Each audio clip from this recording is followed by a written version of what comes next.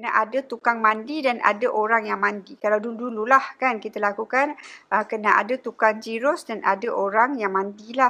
Selalunya kalau dulu-dulu mandi bunga dia orang buat bidan ataupun orang lain yang akan mandikan orang lain. Macam tu. Itu orang dulu-dulu punya cara. Okey, dan Wahai nenek-nenek kebayan, sambut nenek hai penuh uban. Nenek kuyup sepakat makan, mulut nenek macam Assalamualaikum, apa khabar semua? Selamat malam. Kan, selamat malam semua adik-adik. Hari ni nak cerita kisah nenek kebayan lagi. Nak cerita pasal apa malam ni? Pasal mandi bunga. Kan ramai orang suka mandi bunga. Kan, jadi kita nak cerita kisah nenek kebayan. Malam-malam lagi cerita kisah mandi bunga. Okey? Sebab apa nak cerita pasal mandi bunga? Sebab Kak Jen nak saja-saja je lah nak cerita pasal mandi bunga sebab synchronize juga dengan korang. Sebab perawatannya adalah daripada segi perawatan aura. Kakak buka aircon panas sangat. Perawatannya adalah daripada segi perawatan aura kalau mandi bunga ni kan. Okay, jadi jom kita cerita. Apa khabar semua? Minta tolong komen-komen, minta tolong like-like, minta tolong share-share. Minta tolong bayar yuran share-share sikit. Hai Lea, kan? Apa khabar Lea? Jadi bagi mereka-mereka yang berada di Kajang, kalau nak dapatkan herba berpantang dengan mudah, boleh dapatkan daripada Kak Lea ni. Kan, daripada Kak Lea, boleh dapatkan herba berpantang juga. Dia ejen-ejen di Kajang, kan? Jadi, nak cerita pasal mandi bunga, apa synchronize-nya mandi bunga yang orang dulu buat tapi orang sekarang suka lagi mengikut. Sama juga macam bertangas. Kan, dia orang dengar orang dulu-dulu ada bertangas, dia orang ikut je sampai sekarang pun nak bertangas. Tapi dia orang tak tahu bertangas mana yang dia orang kena buat. Ni adalah cerita orang dulu-dulu yang dah banyak perubahannya sampai ke sekarang ni dah banyak perubahannya. Macam tu. Okey. Ada sesiapa lagi yang Kak Ijam? Minta tolong love sikit. Minta tolong hi sebelum kita start. Kita nak cerita daripada pandangan dulu-dulu kala. Kenapa kita nak ada mandi bunga? Kan? Okey, mandi bunga ini adalah salah satu rawatan yang dilakukan oleh orang dulu-dulu untuk meningkatkan aura. Okey, sama ada untuk menaikkan seri, menambahkan energi ataupun menambahkan kesihatan ataupun menambahkan rasa segar. Rasa segar kalau orang yang down, yang selalu sakit, yang selalu yang selalu lemah kan, diorang akan sarankan untuk mandi bunga. Selain daripada itu, mandi bunga juga dilakukan oleh orang dulu-dulu, tua-tua dulu untuk untuk pendinding. Dia ada dua jenis mandi bunga yang diorang buat, satu untuk aura dan satu untuk pendinding. Pendinding ni macam mana? Contohnya kita ada kena gangguan lah kan, contohnya ada terkena gangguan, ada terkena, maknanya ada benda-benda yang mengikut ke kan, diorang akan juga ada juga proses yang menggunakan cara mandi bunga ni untuk membantu dalam permasalahan tu. Itu proses orang yang dulu-dulu buat lah, daripada segi perawatan tradisional ataupun perawatan tradisional ni lah kan. Kita cerita pasal perawatan tradisional. Okey, Kak Eja nak cerita pasal mandi bunga yang melibatkan melibatkan kewanitaan lah kan. Kita tak naklah cerita, nak cerita juga ke yang macam mandi bunga sebab keteguran, mandi bunga sebab banyak mandi bunga sebenarnya. Ada mandi bunga untuk aura yang tak ada jampi-jampi, ada juga mandi bunga yang ada jampi-jampi. Orang dulu-dulu punya cerita lah kan. Kan. Okey, jom kita teruskan dengan cerita mandi bunga malam ni. Siapa dengan Kak Jam minta tolong love, minta tolong like, minta tolong share, minta tolong share. Siapa nak tahu lebih lanjut pasal mandi bunga, minta tolong hi sikit dekat Kak Eja. Baru Kak Eja boleh nampak korang, nampak kena gigit dengan semut. Semut apalah gigit aku ni sampai berketul-ketul jadinya. Kan, punyalah kalah kulit tu. Okey, mandi bunga. Saya nak cerita pasal bunga. Selalunya dilakukan oleh orang, berdua selalunya. kena ada tukang mandi dan ada orang yang mandi. Kalau dulu-dululah kan kita lakukan, kena ada tukang jirus dan ada orang yang mandilah. Selalunya kalau dulu-dulu mandi bunga dia orang buat bidan ataupun orang lain yang akan mandikan orang lain. Macam tu. Itu orang dulu-dulu punya cara. Okey, dan selalunya dalam tempoh mandi bunga ni, walaupun mandi bunga untuk meningkatkan aura, diorang akan lakukan pada malam-malam yang tertentu juga. Okey, pada malam-malam tertentu, contohnya dia ada malam-malam dia untuk mandi bunga. Okey, lepas tu diorang akan menggunakan 7 jenis bunga selalunya. Dengar macam mistik kan? Dengar macam mistik, tetapi sebenarnya 7 jenis bunga ni synchronize ni adalah untuk bersamaan dengan 7 jenis aura badan kita. Okey, kalau dulu diorang kalau boleh nak bunga yang berbau wangi dan berwarna lain-lain kalau boleh kan. Dan mesti kena ada sesuatu yang berwarna hijau. Contohnya kita kena ada limau purut ataupun limau nipis untuk kita potong dan masuk airnya ke dalam air mandian kita ni. Kerana apa? Limau ini berunsur sitrus, bau dia sitrus kan, dan dia memberi ketenangan. Ketenangan, hey, macam tu, macam senang je.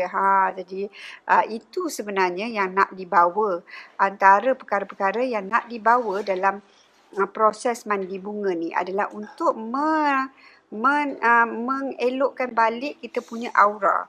7 warna aura manusia ni diorang nak elok pada pandangan orang tua-tua dulu, nak elokkan balik aura dia, nak tingkatkan seri wajah dia, nak tingkatkan keyakinan dia, nak bagi dia maknanya orang yang lemah semangat, yang semangat dia macam down kan, kita bagi dia mandi bunga. Ini bukan perawatan macam perawatan pembomohan ya, dia adalah perawatan tradisional yang mana kita mengikut aturan aura manusia tu. Macam tu. Okey. Ada baca-baca jampi ke Kak Ijah mandi bunga ni? Kan ada orang tanya juga Kak Ijah. Ada baca-baca jampi ke? Kalau orang dulu-dulu, insya-Allah kalau orang dulu-dulu kalau daripada segi perawatan tradisionalnya mungkin ada yang berjampi-jampi. Dan ada juga yang menggunakan bacaan Al-Quran untuk mandi bunga ni. Samalah konsepnya dengan kita mandi serum dalam pantang. Kita masih mengamalkan teknik yang sama ataupun konsep yang sama, iaitu untuk meningkatkan aura ataupun nak pulihkan balik kita punya aura. Bila badan kita weak, aura tu dia akan surut. Warna-warna aura kita dekat tepi-tepi badan ni dia akan surut. Jadi kita nak bagi dia bersinar balik, kita tambah dengan mandian bunga ataupun mandian daun serum ni untuk orang yang bersalin. Macam tu. Faham ke tak faham? Kan? Sebab apa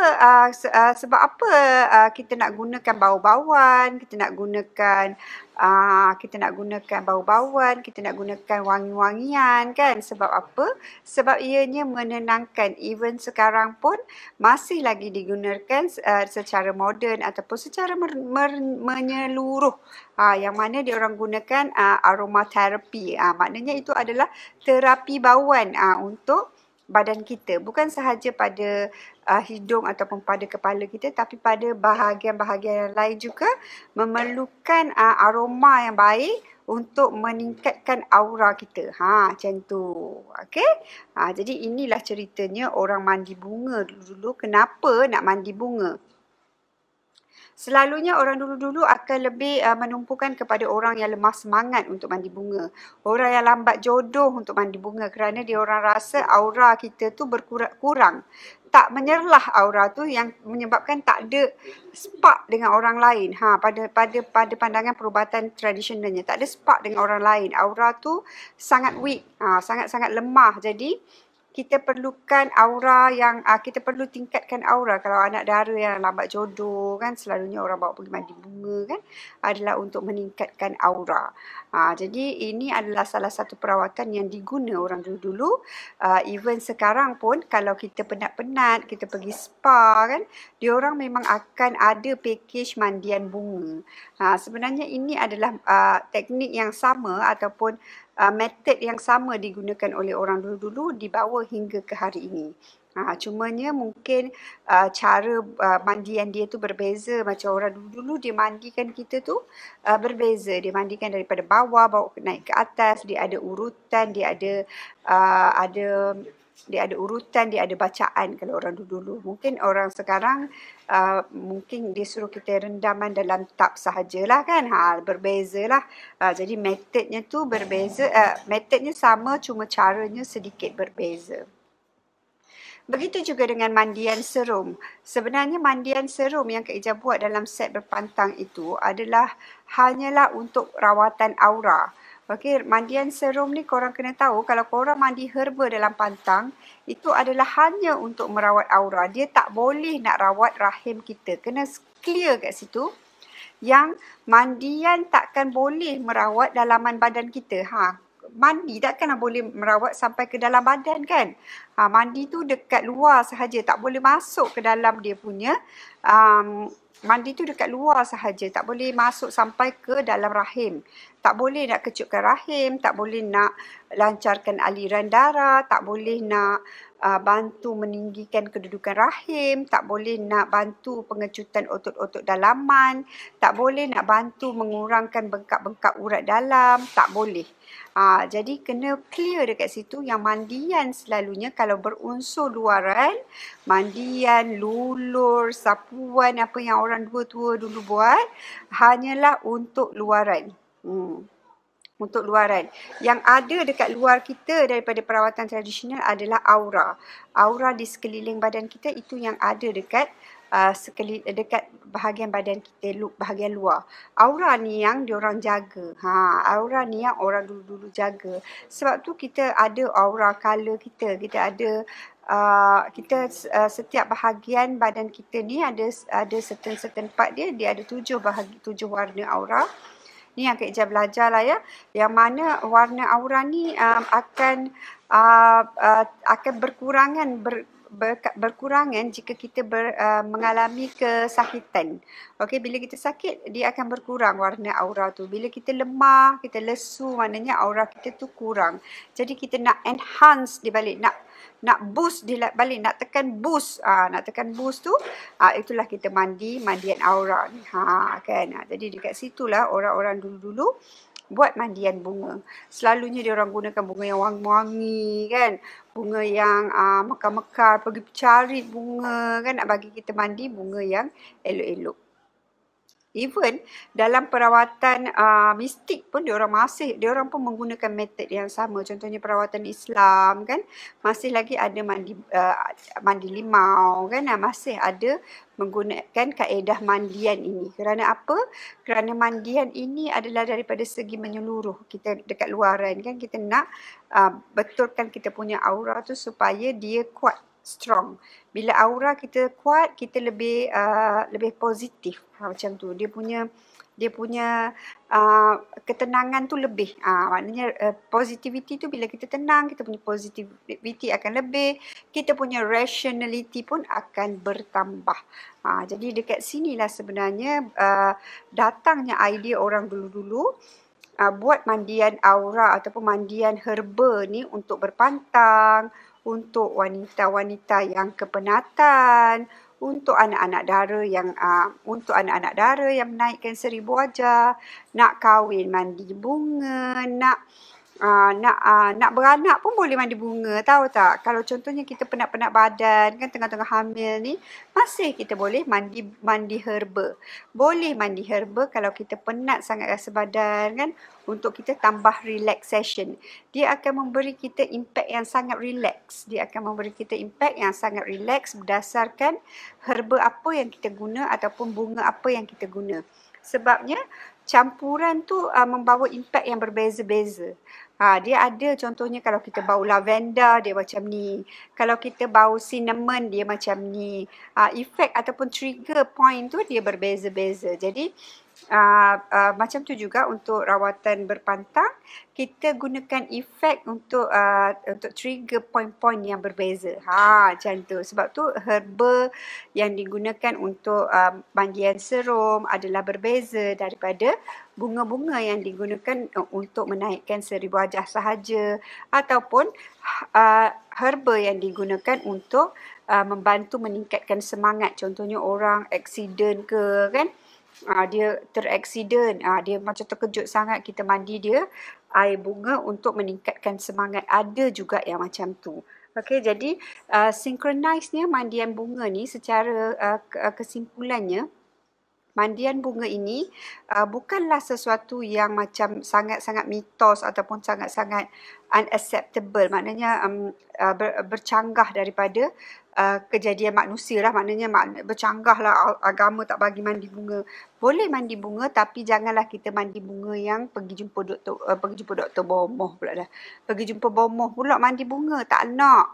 Kita nak mandi bunga yang kita mandi bunga yang biasa je. Cumanya kita pilih herba-herba yang bagus yang kita boleh guna untuk mandi bunga tu. Untuk tingkatkan apa yang kita kurang, kita nak tingkatkan, kita ambil benda-benda yang ada khasiat yang berkaitan dengan diri kita. Contohnya kita rasa badan kita lemau, kita rasa macam tak ada mood, kita rasa sangat penat, urat-urat kita sakit kan. Yang macam herba yang Kak Ija ramukan untuk daun serum tu memang kita guna untuk masalah tu. Jadi mereka-mereka yang penat-penat, kita untuk mereka-mereka yang penat, bukan untuk saja-saja nak relaxation, tidak. Dia adalah untuk meningkatkan aura. Dia adalah untuk meningkatkan aura. Jadi bau dia kita taruh bunga melati kan, kita taruh bunga melati, kita taruh beberapa herba yang sangat-sangat bagus untuk menambah kita punya warna aura tu supaya bagus, supaya complete. Maknanya setara. Kat sini warna dia kembang, kat sini kembang, kat sini kembang. Kat bahagian-bahagian yang perlu ada warna tu dia hidup. Jadi bila ada ni daripada segi perawatan auranya lah ya. Bila ada warna-warna ni setara, jadi kita akan lebih positif. Kita sebenarnya untuk mengelakkan kita juga daripada daripada meroyan. Juga untuk mengelakkan rasa bila dengar-dengar bunyi yang tak semena-semena tu, kita lebih positif, kita boleh lebih kuat, lebih tahanan tu lebih bagus, macam tu. Okey, jadi itu yang Kak nak cerita hari ni pasal mandi bunga, pasal mandi aura, mandian aura ataupun mandian daun serum ni dibuat untuk membantu melegakan urat-urat, melegakan ketegangan. Kalau kita rasa stres, korang boleh mandi serum. Minta dengan Kak Ija daun serum. Kalau korang stres, memang korang boleh mandi serum. Kalau rasa urat-urat tu lenguh-lenguh, boleh mandi serum. Kalau tengah pregnant, rasa kaki penat, kan, rasa penat, tak boleh nak tidur malam, kan, rasa susah nak tidur, boleh mandi serum juga. Macam tu. Jadi jangan salah faham, kita bukan buat perawatan yang berjampi-jampi, bukan. Kerana macam kena jampi lah bila kita mandi macam ni. Sebenarnya ini bukan pasal jampi-jampi. Ini adalah pasal tindak balas antara herba tu dengan aura kita, aura badan kita. Tindak balas tu yang dia bawa. Sebab itulah orang ramai kata bila mandi herba tu dia akan rasa macam ada orang kalau dia penat sangat dia akan rasa nak tidur. Okey, ada orang kalau dia terlampau penat dia akan rasa macam nak relax, nak tidur je. Dia akan rasa lebih tenang. Nak tidur, nak tidur, nak rehat, rasa macam soothing. Maknanya menenangkan saja. Dan ada orang kalau dia sihat dia akan rasa lebih rejuvenate. Maknanya lebih ada push factor, maknanya ada lebih power. Macam tu. Sebab apa? Kita punya aura tu dah pulih. Macam tu. Okey. Jadi itu saja perkongsian Kak Ija pada malam ni.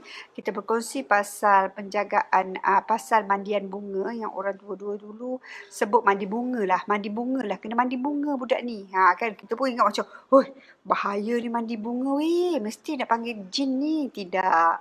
Sebenarnya mandi bunga yang dimaksudkan adalah mandian aura. Mandian untuk meningkatkan aura. Budak ni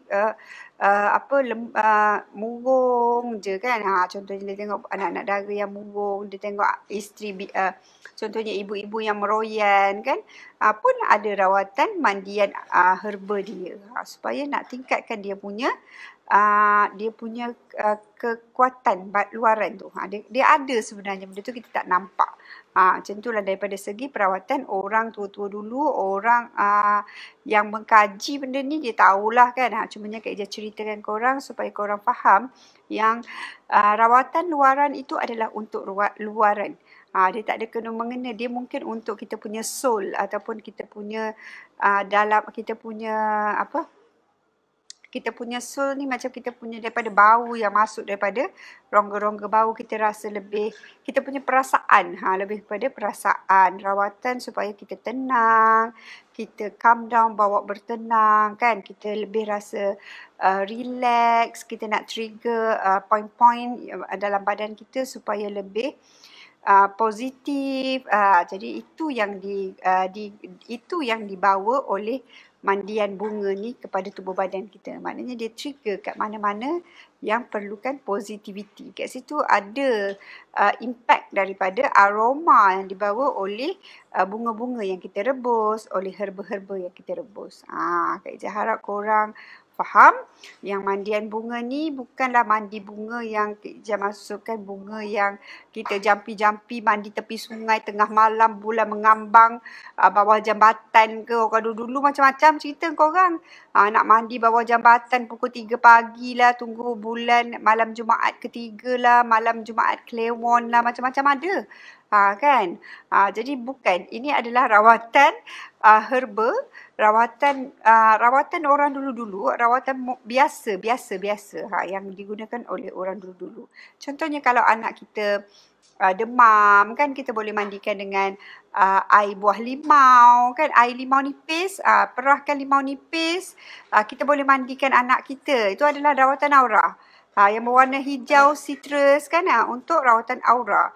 Jadi ada beberapa rawatan yang sangat sesuai dengan mandian. Contohnya kalau baby kuning, kita boleh mandikan baby dengan kucai, dengan kayu, dengan sepang merah, boleh mandikan dengan apa lagi? Kita boleh selitkan dengan pita wali daripada luar-luar sahaja, tapi ia mendatangkan impact kepada tubuh badan tu. Sebab apa? Sebab dia adalah rawatan aura. Aura. Sama juga macam kalau kena beguk, kita sapu sapu kapur dengan nila kan dekat leher ni, itu juga adalah perawatan aura. Itu adalah antara perawatan aura yang digunakan oleh orang dulu-dulu. Tah mana dia orang dapat belajar benda aura-aura ni pun Kak Ija tak tahulah, sebab kita dah tahu benda tu dah ada kan. Jadi Kak Ija ceritakan apa yang pernah diceritakan kepada Kak Ija, dan Kak Ija harap benda ni memberi sedikit input kepada korang supaya korang boleh faham apa yang korang guna. Orang kata pergi mandi bunga, aku pergi mandi bunga. Orang kata suka buat ni, aku pergi buat ni. Apa tujuannya pun tak tahu.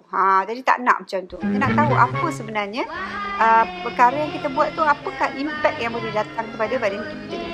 Jadi itu yang Kak Ija nak ajarkan kepada korang. Okey? Sekian dulu untuk malam ni. Kita tak mau lama-lama. Kita jumpa lagi besok malam dengan topik yang lain insya-Allah. Dan jangan lupa besok pagi, borak pagi dengan Kak Ija. Kita borak-borak santai-santai. Okey, sekian dulu untuk malam ni. Assalamualaikum. Bye-bye.